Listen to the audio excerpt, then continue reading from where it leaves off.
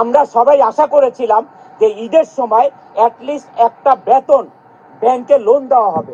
অনন্ত জলিলকে আপনারা চ্যালেঞ্জ করবেন, এটা অনুরোধ আমি আপনাদের সবাইকে। আপনাদের দিনে দুপুরে মিথ্যা বলে গেল আমাদের সবার সামনে, 84% তাকে প্রমাণ করার জন্য বলবেন তার এখানে গিয়ে, এবং বলবেন যে তার জিডিপিতে কন্ট্রিবিউশন কত তার সেক্টরের, এবং ৭৮,০০০ কোটি টাকা কোভিডের সময় কোথায় নিয়ে গেছিল, কারা নিল, কোথায় নিল, টাকা পাচারে তাদের ভূমিকাটা কি বর্তমানে। আর আপনি একজন এস্টাবলিশড ওয়েল প্রতিষ্ঠিত প্রতিষ্ঠিত বিজনেসম্যান, আপনি লোন নিয়ে বেতন দিতে হবে কেন? তাহলে টাকা যে আপনি ইম্পোর্ট এক্সপোর্ট যে করেছেন পণ্য, আর আজকে যুক্তরাষ্ট্র ইউরোপিয়ান ইউনিয়নে booming flourishing our RMG sector in those areas, ladies and gentleman, so তাদের টাকা নাই কেন? এই প্রশ্নটা জিজ্ঞেস করবেন। এটাই ছিল আমার বক্তব্য, ladies and gentleman. Ananta Jalil একজন হাস্যকর একজন নায়ক। যে ব্যক্তি সে নিজে জানে না যে সে নায়ক নয়, তার নামের আগে দিয়ে নায়ক অনন্ত জলিল, আর কারো আগে দিয়ে কিন্তু নায়ক নাই। তার উনার নামের আগে আগ দিয়ে অর্থাৎ পূর্বে উনি নায়ক অনন্ত জলিল ব্যবহার করে থাকেন সাধারণ। উনি নায়ক। সবচেয়ে হাস্যকর ব্যাপার হলো উনি নিজে জানে না যে উনি নায়ক নয়। এটা হচ্ছে সবচেয়ে হাস্যকর ব্যাপার। এবং এই চলচ্চিত্র ইন্ডাস্ট্রিতে সবচেয়ে হাস্যকর, এবং আমি যদি বলি যে একজন মানুষ যার আপনার যে নিজেও জানে না যে তাকে নিয়ে মানুষ কতটা ট্রল করে, আমি অনন্ত জলিলকে নিয়ে পজিটিভ কোনো আলোচনা কখনো কোথাও শুনি নাই। এবং সে একজন নায়ক। তার ড্যান্স দেখলে মৃত মানুষ উঠে দৌড়ায়, অভিনয় দেখলেও, অথচ উনি একজন নায়ক। এবং উনি নিজেকে সালমান খান থেকে শুরু করে পৃথিবীর অন্যতম যারা আছেন, টম ক্রুজের সাথে সেদিন দেখলাম তার স্ত্রী তাকে আপনার এই কম্পেয়ার করতেছেন এই জায়গাতে বসে। মাননীয় প্রধান উপদেষ্টার কাছে এবং যত উপদেষ্টা আছেন তাদের কাছে, আপনারা আমাদের জন্য কি করেছেন? যারা 84% রেমিটেন্স আনে বাংলাদেশে, তাদের জন্য আপনারা দেখুন মিথ্যাচার কিভাবে করলো। 84% রেমিটেন্স আনে গার্মেন্টস ইন্ডাস্ট্রি বলেছে সে। 84%। Take a look, make sure that you guys take a note about it, okay? Garments industry সচল রাখার জন্য কি করেছেন? আমরা সবাই আশা করেছিলাম যে ঈদের সময় অ্যাটলিস্ট একটা বেতন ব্যাংকে লোন দেওয়া হবে। দেখছেন সমস্যাটা কোন জায়গায় মনে আছে? লোন পায় নাই, বেতন দিতে পারে নাই, বিকজ লোন পায় নাই। মনে রাখবেন এই পয়েন্টগুলো, মনে রাখবেন, কিন্তু মনে রাখবেন আমি কিন্তু এই পয়েন্টগুলোর জন্যই এখানে আমার আশা। লোন পায় নাই বলে বেতন দিতে পারে নাই। তো কোয়েশ্চেন ইজ, তাহলে তার যে গার্মেন্টসের যে পণ্য রপ্তানি করে, সেই পণ্য রপ্তানির টাকাটা আসলে কোথায়?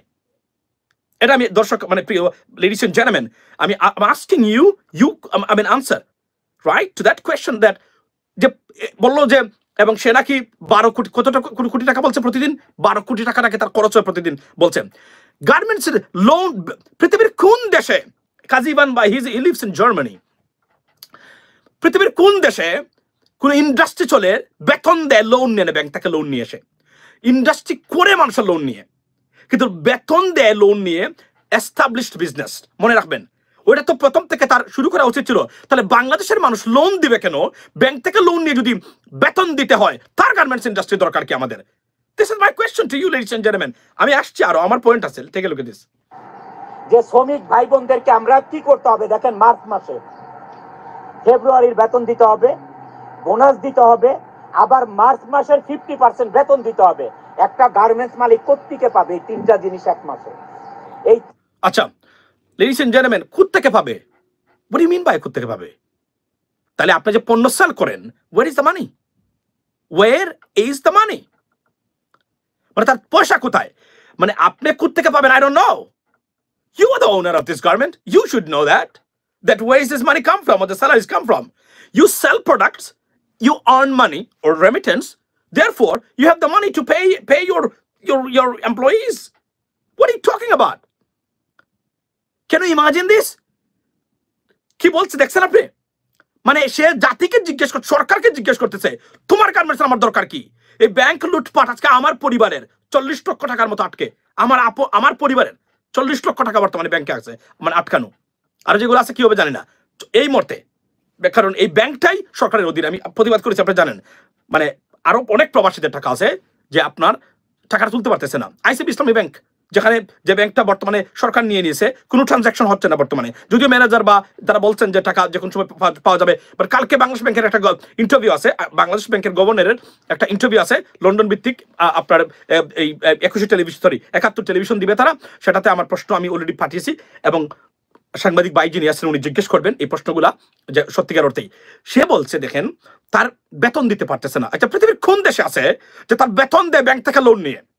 Established business, he is a businessman right now, এবং years and years and more than a decade he's doing this business, এখন নাকি তার বেতন দিতে হবে। অথচ দেখেন তার 2 নম্বর এটা দেখেন আপনারা কি বলে, একটু শুনেন। তিনটা জিনিস এক মাসে কোথায় পাবে একটা গার্মেন্টস মালিক? এটা পাবে যে আপনি যে পণ্য বিক্রি করতেছেন, বর্তমানে পণ্য বিক্রির যে টাকাটা, এই টাকা কি আসে নাই? আপনি বলতে পেকেন, আপনি কি এটা বলতে চান যে আমি টাকা পাই নাই? আপনি একজন 12 বছরের অধিক, মানে কয়েক দশক ধরে আপনি বিজনেস করতেছেন, তাহলে টাকাটা কোথায় আপনার? আপনি যে ব্যবসা করেন বা পণ্য বিক্রি করেন, ওয়্যার ইজ ইউর মানি? 84%, এটা 84% না। আমি আসছি এগুলা নিয়ে 5-6 বছর ধরে প্রবাসীদেরকে নিয়ে যখন কথা বলি, এই বিষয়গুলো আমরা প্রতিদিন কথা বলি এই কথাগুলো। এর জন্য আমি আসছি, আমার লেগেছে, আমি এই বিষয়টাগুলো ক্লিয়ার করতে চাই আপনাদের সামনে। আরো শুনেন তার বক্তব্যটা। যারা 84% রেমিটেন্সে বাংলাদেশের অর্থনীতির টাকা সচল রাখে, তাদের জন্য কি করেছে? এবং তার মিথ্যাচার দেখেন। মোট জিডিপির only 13% provided by RMG industry, 13%, not even 15%. মোট জিডিপির, আপনি জানেন জিডিপি কাকে বলে, রাইট? মোট জিডিপির 13 to 14% directly contributed by RMG sector। তাহলে দেশের অর্থনীতির বৃহৎ ইভেন 50%ও না, অর্থাৎ only, I mean, like 13%. It's according to the data of 2022-2023. সেখানে বলা হচ্ছে মোট contribution to the GDP of the RMG sector 14% highest. It started from 13%, right? 2023. সে বলছে মোট, মানে দেশের অর্থনীতি কিভাবে? দেশের অর্থনীতি শুধুমাত্র গার্মেন্টস ইন্ডাস্ট্রির উপর ডিপেন্ড করে না, mister Jalil. You are naive and foolish and nonsense, মূর্খ কোথাকার। এবং আপনি দেখেন তারপরে বলছে কি, তারপরে শুনেন, তারপরে তার বক্তব্যটা শুনেন। গার্মেন্টস মালিকেরা মুখ চুপ বোঝে, মুখটা চুপ থেকে কি করতেছে, গার্মেন্টস গুলো আরএমজি গুলো বন্ধ করে চলে যাচ্ছে। আচ্ছা, গার্মেন্টস গুলো বন্ধ হচ্ছে কেন? মুখ বুঝে বন্ধ করে যাচ্ছে কেন? রাইট, মানে গার্মেন্টস ইন্ডাস্ট্রির যে আপনার যে বন্ধ হয়ে যাচ্ছে কেন, এটা আমাকে বলেন আপনি। বন্ধ হচ্ছে কেন? বন্ধ হবে, বন্ধ কেন হবে? যেখানে মানে পোশাক রপ্তানি বেড়েছে গত এই বছর জানুয়ারির যে রিপোর্টটা, যুক্তরাষ্ট্রে alone in the United states বেড়েছে 46%। আমি আসছি, আমি দেখাচ্ছি আপনাদেরকে রিপোর্টটা, স্ট্যাটিস্টিক্সটা আমি আপনাদেরকে একটু পরে দেখাবো। আচ্ছা, আপনি বলছেন 13.25%, তারা $48 billion অ্যাকর্ডিং টু 2023 যে ইকোনমিক সার্কেল, যে মানে ফিস্কাল ইয়ার, সেখানে তারা $48 বিলিয়ন তারা আনছে, অর্থাৎ রেমিটেন্স হিসাবে, মানে ফরেন কারেন্সি হিসাবে। How much they spent? They spent $40 billion on LC. This garments industry people. তাহলে আমরা কত পাচ্ছি মোট? আমি আবার বলছি কত পাচ্ছি, অর্থাৎ $2 to $3 billion সারপ্লাস, অর্থাৎ আমরা মাত্র is being, I mean, going to add it to the economy. On top of it, মোট টাকা পাচারের 85% টাকা পাচার হয় গার্মেন্টস ইন্ডাস্ট্রির মালিক দিয়ে।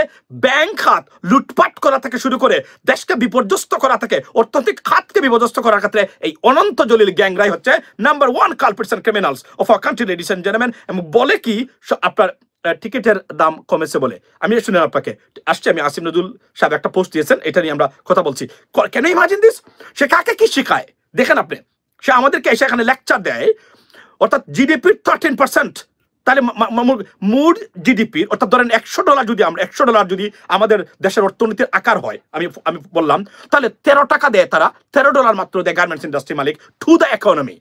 এন্ড মোট যে আমরা যে গার্মেন্টস ইন্ডাস্ট্রি, যে আমরা যে মোট যে রেমিটেন্স আসে আপনার, আর প্রবাসীরা কত? $26 billion। And how much we spend, মানে এক্সপেন্স কতটুকু প্রবাসীদের? $27 বা $26 billion আনতে? Zero, ladies and gentleman, zero. অর্থাৎ মোট যে রেমিটেন্স বা রিজার্ভ যেগুলো আমাদের আছে, মোট রিজার্ভের অলমোস্ট 90% যোগানদাতা ডাইরেক্টলি ইনডাইরেক্টলি আমাদের প্রবাসীরা বা এক্সপেন্সার্স যারা আছেন তারা। আর মিথ্যাচার কিভাবে করে এসে সবার সামনে আপনি দেখলেন। আপনারা শুনেন, তারপরে শুনেন। একবার চিন্তা করেছেন যে আপনারা যে ইন্ডাস্ট্রিগুলো বন্ধ করে, এবং বলে রাখি, দেখেন ইন্ডাস্ট্রি বন্ধের কারণগুলা কি জানেন?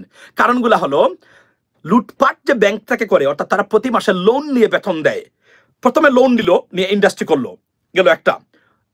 এলসি করলো, কাঁচামালের জন্য আনলো, গেল একটা। ব্যাংকিং টাকা, সব কিন্তু ব্যাংকের টাকা, আপনার আমার টাকা কিন্তু প্রবাসীদের টাকা, এই প্রবাসীদের রেমিটেন্সের টাকা কিন্তু। আপনি শুনেন মনোযোগ দিয়া। তারপরে করলো কি, এখন বেতন দিবে, সেটাও নাকি ব্যাংক থেকে লোন নিয়ে মানে দিতে হবে। তাহলে এই ইন্ডাস্ট্রির আমার দরকার কি? এটার যে দীর্ঘমেয়াদী বা প্রলংড বা লং টার্ম এটার যে ইফেক্ট আছে, এটা কি সে জানে? এটা কতটা মারাত্মক মারাত্মক একটা ডেঞ্জারাস কারবার, একটা অর্থনীতির ক্র্যাক সৃষ্টি করা এবং এটাকে দুর্বল করে দেওয়া। কারণ প্রতিদিন তারা লোন নিচ্ছে এবং তারা ঋণ খেলাপি হচ্ছে, ঋণ পুনঃতফসিল তারা করতেছে। আবার এই দুর্নীতিবাজরা, গার্মেন্টস ইন্ডাস্ট্রির এই লুটপাটকারী ছুর বাটপাররাই কিন্তু বাংলাদেশের টাকা পাচার, যে $15 বিলিয়ন যে প্রতি বছর যে পাচার হয়েছে, তার মূল হোতাকে তো এই অনন্ত জলিল গ্যাংরা। তাকে জিজ্ঞেস করেন আপনি বেতন দিতে লোন আনতে লোন নিতে হবে কেন ব্যাংক থেকে, ওয়াই? এটা এই প্রশ্ন তাকে জিজ্ঞেস করেন। সে অন্য ব্যাংক মানে গার্মেন্টস বন্ধ কেন বন্ধ যাচ্ছে? বর্তমান যে সরকার, তারা এই সেক্টরের দুর্নীতি, অপব্যবহার সব লুটপাট বন্ধ করেছেন এবং 16 বছরে ব্যাংকের ছাতার মতো মানে গজিয়ে ওঠা গার্মেন্টস ইন্ডাস্ট্রি যারা ব্যাংক থেকে লোন নিয়েছেন, লোন নিয়ে লুটপাট করে এই যে ব্যাংকগুলো বর্তমানে দেউলিয়া হয়ে গেছে, সব টাকা তো এরা নিয়েছে, এখন তো এরা দিচ্ছে না, এখন বন্ধ। তাহলে টাকাটা যে নিল তারা, এই টাকাটা কোথায়? টাকা নিয়ে যে ব্যবসা করলো, বিদেশের টাকা আপনার পণ্য রপ্তানি করলো, ইদার পণ্য রপ্তানি করে নাই, অর্থাৎ ব্যাংক থেকে লোন নিয়ে এই কাজটা করছে। এটা অর্থনৈতিক দীর্ঘমেয়াদী অর্থনীতির জন্য ভয়ঙ্কর অবস্থা, যে কারণে বাংলাদেশের অর্থনীতি was about to collapse under last government. এবং এই জলিলরাই হলো তার মূল কালপ্রিট এবং এই জলিলরাই এটার জন্য সম্পূর্ণ দায়ী। তারপরে শুনুন তার বক্তব্য। যাচ্ছেন এই দেশের অর্থনীতির অবস্থা কি হবে? ওকে, এই দেশের কর্মসংস্থানের অবস্থা কি হবে? এই শ্রমিক লেখা, এই কথাটা একটু ভালো বলেছে যে কর্মসংস্থান, ইয়েস, লক্ষ লক্ষ মানে আমাদের বোনেরা, মানে নারী শ্রমিকরা, গার্মেন্টস শ্রমিকরা, তারা এই সেক্টরে কাজ করে, ইয়েস, এটা ইম্প্যাক্টেড হবে। কিন্তু এর কারণে মানে আপনি যদি বর্তকে দিয়ে ব্যাংক লোন দিয়ে গার্মেন্টস বাঁচিয়ে রেখে এদেরকে আপনি কর্মসংস্থানের ব্যবস্থা সৃষ্টি করে দিতে হয়, it's a dangerous move by the government. একটা পর্যায়ে এটা কলাপস করবেই, কারণ এটা it's not sustainable. That's the bottom line, ladies and gentleman. Take a look at one more. লিডাররা কয়েকজন মিলে এই দেশ চালাতে পারবে না, তারা একজন একটা ইন্ডাস্ট্রি করতে পারবে। ওকে, কিন্তু আপনারা কোনো পদক্ষেপ না নিয়ে কি করতেছেন? আপনারা গার্মেন্টস গুলো বন্ধ করে যার মতো হয়দার গ্রামে চলে যাচ্ছেন, অথবা আপনার গুলশান যারা এই দেখেন বলছে গুলশান বনানীতে বসে আছেন, এই গুলশান বনানীতে যে বাড়ি করেছে এটা ব্যাংকের লোন নিছে, গার্মেন্টসের টাকা নিছে, সব লুটপাট করা এবং চুরির টাকা। এবং তারা সরে যাচ্ছে কেন জানেন? সরে যাচ্ছে এখন ঋণ খেলাপি হবে। কেন ঋণ খেলাপি হবে? কারণ এই টাকাটা সে আর দিবে না, সে টাকাটা দিতে পারবে না। কারণ এই টাকাটা আগে এই গার্মেন্টস মালিক যারা এই টাকাটা লোন নিয়েছে ব্যাংক থেকে গার্মেন্টসের নামে, সব পাচার করে দিয়েছে। এবং আওয়ামী লীগের যারা টাকা পাচার করেছেন, তারা হাজার হাজার কোটি টাকা পাচার করেছেন, লক্ষ লক্ষ কোটি টাকা পাচার করেছেন। এই প্রত্যেকটা টাকা হচ্ছে কোনো না কোনো গার্মেন্টস ইন্ডাস্ট্রির মালিক জড়িত।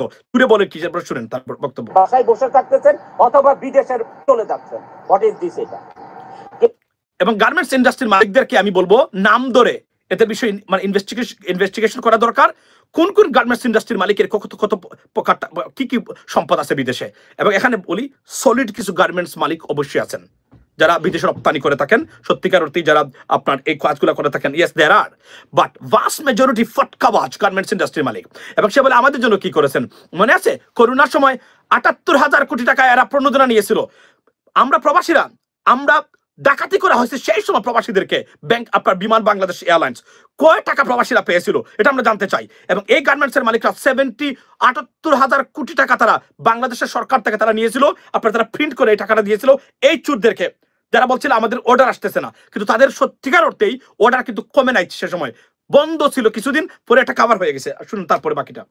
আমি অনন্ত জলিল এইটা না করে আজকে আমি প্রতিবাদ জানাচ্ছি যে না, বাংলাদেশে এই আরএমজি সেক্টর থাকতে হবে, না হলে এই দেশ চলার মতন কোনো ব্যবস্থা নাই, কোনো ধরনের ব্যবস্থা নাই। আপনি যে আজকে চাল কিনবেন, আমাদের দেশে যে চাল উৎপাদন হয়, গম উৎপাদন হয়, ডাল উৎপাদন হয়, সমস্ত কিছুর 50% মতন ইম্পোর্ট করতে হয়। ভাত খাবেন কোত্থেকে? আচ্ছা, জীবনের সব আয়োজন বুঝলেন তো, জলিল না থাকলে আপনি ভাত খাতে পারবেন না। মানে জলিল এমন একটা পর্যায়ে চলেছে, অনন্ত জলিল, মানে দেখেন আজকে তার চেহারাটা দেখেন, তার চেহারা হলো সে লোন পায় নাই, অর্থাৎ বেতন দেওয়ার চেষ্টা করেছিল লোন দিয়ে। এই যে কঠোর নীতি সরকারের, যে কঠোর নীতির কারণে এখন $22 বিলিয়ন আমাদের রিজার্ভ আছে। এতটুকু লুটপাট করার পরেও মানে এফডিআই বা ফরেন ডাইরেক্ট ইনভেস্টমেন্টও বাংলাদেশে ওই পর্যায়ে আসতে না, যেহেতু ইন্টারিম গভর্নমেন্ট এখন কোনো কিছু স্টেবল হয় নাই। এরপরও আমরা কলাপস করি নাই, অর্থাৎ তারা বলছেন। এবং তারা ৬২,০০০ কোটি টাকার মতো শুধুমাত্র লোন দিয়েছেন বিদেশি, যেগুলো লোন পেত বাংলাদেশের বিভিন্ন সংস্থা বা দেশ বাংলাদেশের কাছে মানে টাকা পেত, এগুলো তারা পরিশোধ করতেছেন। এবং সে আসছে লোন নিয়ে ব্যাংকগুলাকে আবারও দেউলিয়া করার জন্য। অর্থাৎ আমার প্রশ্ন হলো, তুমি তোমার শ্রমিকের বেতন দিতে পারো না, তুমি গার্মেন্টস ইন্ডাস্ট্রি পরিচালনা করে লোন নিয়ে বেতন দিতে হয়। How long you can survive like that? এবং তাহলে এতদিন আপনি কি করলেন? আপনি ১২ কোটি টাকা প্রতিদিন লোন দিতেন, বলছেন আপনি বেতন দিতেন আপনার কর্মচারীদেরকে, তাহলে যে আপনি যে এক্সপোর্ট করলেন, ওয়্যার ইজ দ্য মানি? জিজ্ঞেস করেন তাকে, এখন এটা জিজ্ঞেস করার দরকার আছে। দেখেন সে কিভাবে আসছে ক্ষুব্ধ হয়ে, বন্ধ হয়ে যাচ্ছে গার্মেন্টস ইন্ডাস্ট্রি। তারা 6 মাসের ভিতরে বন্ধ হয়ে যাচ্ছে কেন? আসতেছে না, মানে অর্ডার কি আসতেছে না? Take a look at that. আমি আপনাদেরকে এখন দেখাই অর্ডার আসতেছে কিনা, এটা আমি আপনাদেরকে দেখাতে চাই লেডিস এন্ড জেন্টলম্যান। এর বাটপারিটা আমি আপনাদেরকে আজকে মানে আমি দড়িয়ে দিই আপনাদেরকে। চলতি বছরের জানুয়ারি মাসে মার্কিন যুক্তরাষ্ট্রে পোশাক রপ্তানিতে সর্বোচ্চ প্রবৃদ্ধি বাংলাদেশের, যা আগের বছরের একই সময়ের তুলনায় প্রায় 46% বেশি। মার্কিন বড় আপনি কি শুনেছেন? আপনাকে শুনেছেন লেডিস এন্ড জেন্টলম্যান? শুনেছেন?